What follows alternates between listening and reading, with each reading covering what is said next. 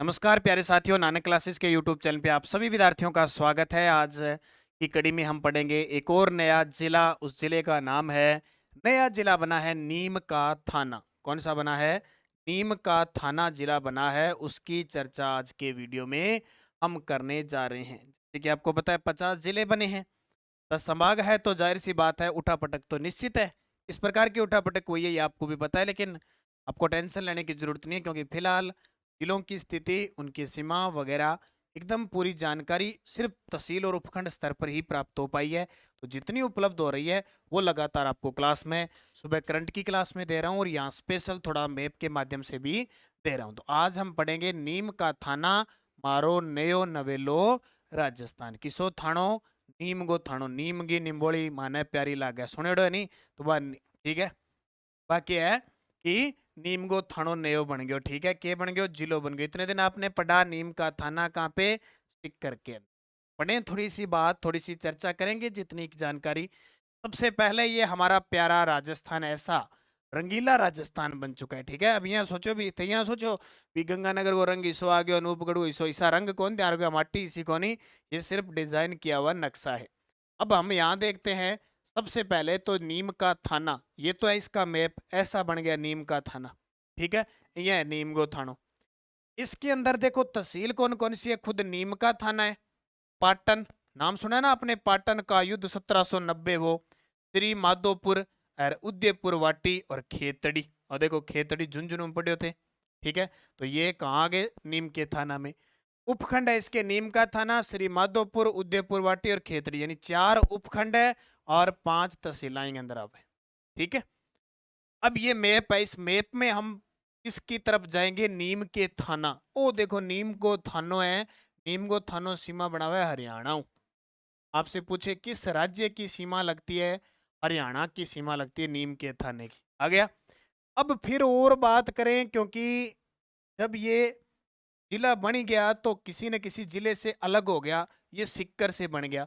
अब यहां से देखो, और सिक्कर और झुंझुनू दोनों को काट के बना है, ये है नीम का थाना। ठीक है, कौन सा? नीम का थाना। अब इसके साथ सीमा किस किस की लग रही है? इधर तो हरियाणा लग गया राज्य, इधर लगेगा झुंझुनू। कौन सा? झुंझुनू। इसके अलावा ये लग गया सिक्कर, और ये लग गया जयपुर ग्रामीण, ये लग गया कोटपुतली बहरोड।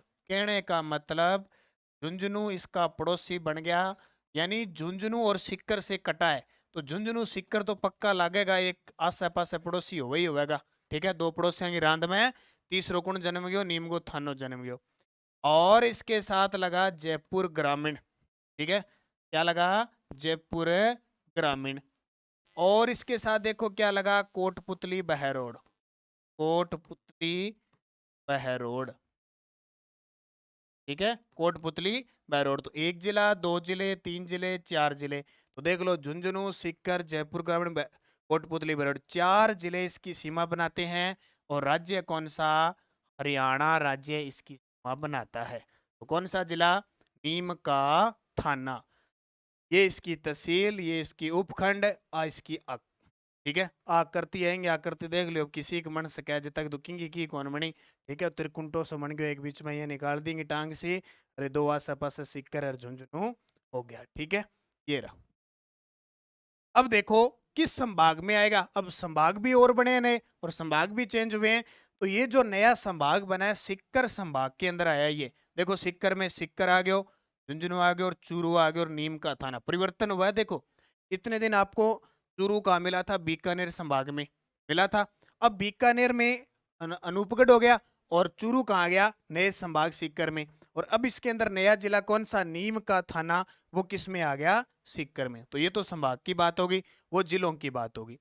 अब प्रश्न देखो, नीम का थाना जिला किस संभाग में शामिल किया गया? इसका उत्तर पहले आपको देना है। बीकानेर, जयपुर, अजमेर, सीकर, कौन से संभाग के अंदर नीम का थाना आया है? ऐसे आएंगे प्रश्न, नॉर्मल नॉर्मल, बहुत ही सोखा सोखा प्रश्न आ जाएगा, थे मिनट में कर देगा पेपर के अंदर। ठीक है, अब जितनी ते टेंशन ले रखी है नहीं, बटा तो मिनट में टिक करता होगा, सारा ही प्रश्न सही होगा, तारा इतना जीके बन जाएगा। देखो, इसका जवाब कमेंट में देना। अब देखो, नीम का थाना, 4 उपखंड और 5 तहसील। देखो, उपखंड में एसडीएम बैठा है, और तहसील में तहसीलदार हुआ है। ठीक है, उप तहसील हुआ, बड़ा उप तहसीलदार हुआ है। रंग नियुक्ति हुए आज की आरपीसी पेपर ले नहीं आ रहे इसको बठू नियुक्ति हुए। उपखंड में नीम का थाना श्री माधोपुर उदयपुर वाटिर खेतड़ी आ गयो।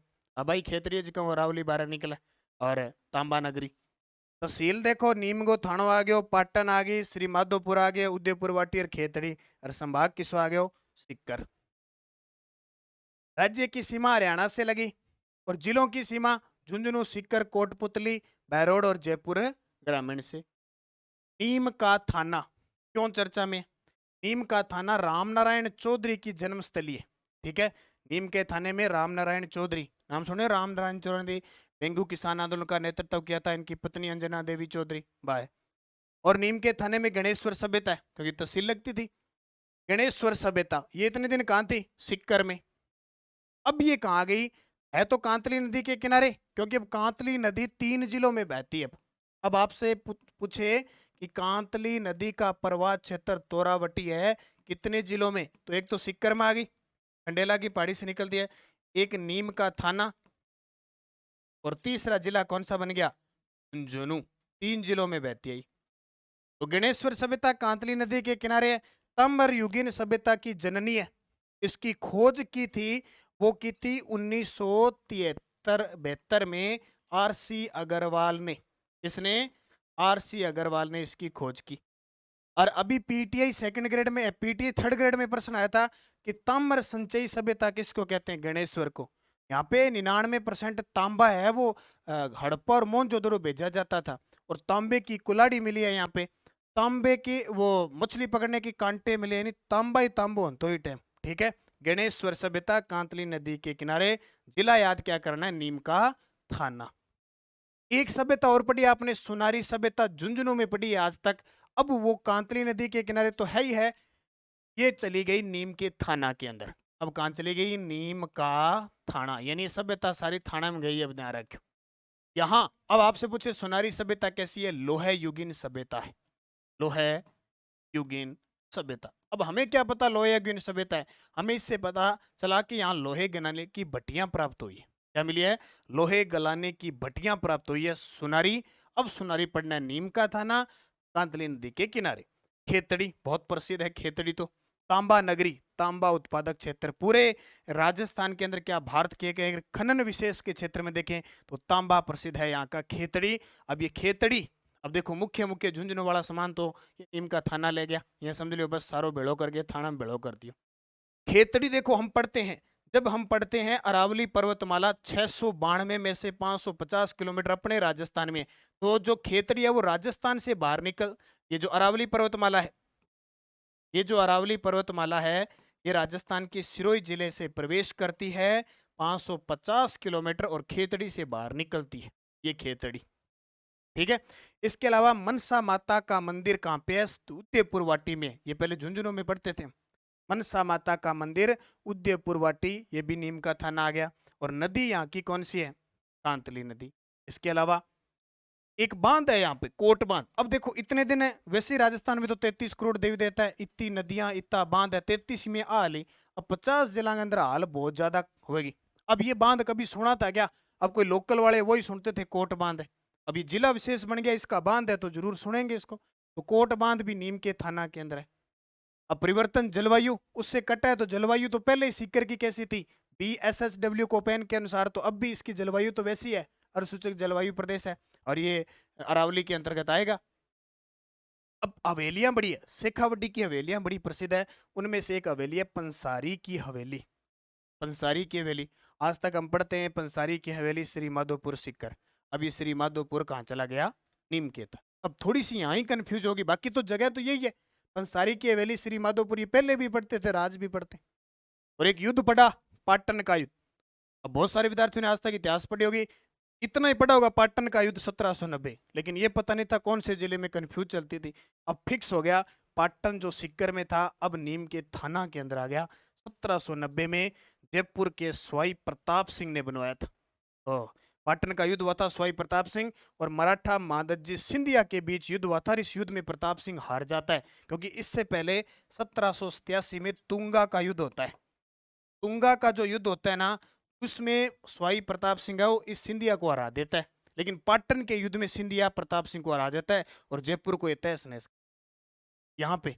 तो ये पाटन का युद्ध, ये वही पाटन का युद्ध है। अब ये पाटन कहाँ चला गया? नीम के थाना में एक तहसील है स्पेशल, ये देखो, ठीक है, नीम का थाना, उदयपुर वाटी खेतड़ी, और ये तहसील है पाटन, ये रही पाटन तहसील स्पेशल।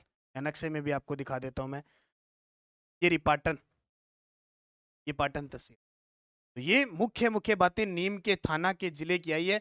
फिलहाल जितनी के तहसील उपखंड स्तर पर सूचना मिलती जा रही है उतनी चीजें, एक रायपुर बांध भी है यहाँ पे, तो मिलती जा रही है। धीरे धीरे हम उनको पढ़ते जाएंगे, नई नई अपडेट पढ़ते जाएंगे। तो टेलीग्राम को ज्वाइन कर लेना, नानक क्लासेस शिव सर नाम से। और कल हम पढ़ेंगे शाहपुरा जिले के बारे में। ऐसी छोटी छोटी घटनाएं हैं जिससे हम नया भूगोल है उसको तैयार कर सकते हैं। और हकीकत तो यह है कि राजस्व विभाग की ओरिजिनल जब अधिसूचना जारी होगी उसमें बहुत सारी और चीजें निकलेगी, लेकिन जो मैं आपको बता रहा हूँ, मैंने आपको संभाग बताया, कोई बांध बताई, कोई हवेली बताई, ये चेंज नहीं होगी, ये यही रहेगी। एकदम सही है। इसका जवाब मुझे कमेंट में कर देना, नीम का थाना जिला किस संभाग में शामिल किया गया, तो किस राज्य से लगती है, किस जिले से लगती है, ये मैं आपको बता चुका हूँ। निरंतर इस प्रकार की क्लास आपको मिलती रहेगी। धन्यवाद। जय हिंद, जय भारत।